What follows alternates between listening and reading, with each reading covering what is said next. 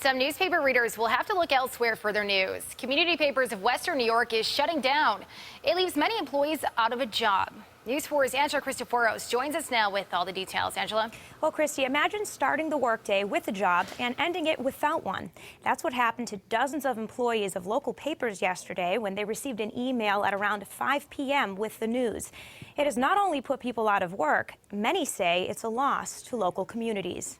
Rick Dimful has worked for Community Papers of Western New York for the past 43 years. But as of late Monday afternoon, his long run with the company came to an end. A lot of the people there have also been there 20 and 30 years. It was a very difficult day, to say the least. He worked several positions. At first, he printed papers and eventually worked his way up to sales manager. When he flips pages of the Hamburg Penny Saver or Hamburg Sun, it's easy for him to spot clients that have been with him for years. You just feel totally empty and you're helpless because there's really nothing that you can do. And most of the employees being there, as long as they have, it's almost like a family. So you feel like you've lost something as a family. I took it pretty hard. I was very upset. This job was very important to me. I very much enjoyed telling the stories of the community. I enjoyed being a part of the community. Community Papers of Western New York owns more than a dozen newspapers in the Southtowns, the Tonawandas, and other areas. The company filed for bankruptcy protection back in December of 2015.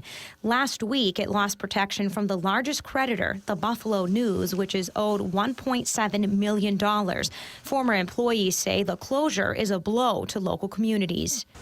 The small community papers have a real purpose because they report on things within the community that you just can't get in a larger publication. Though Monday's announcement was disappointing, Dimful is hopeful this may not be the end. There may be some buyers, whether it is eventually sold or whether it goes to auction, that there will be, I hope, somebody that will come in and want to keep the company going.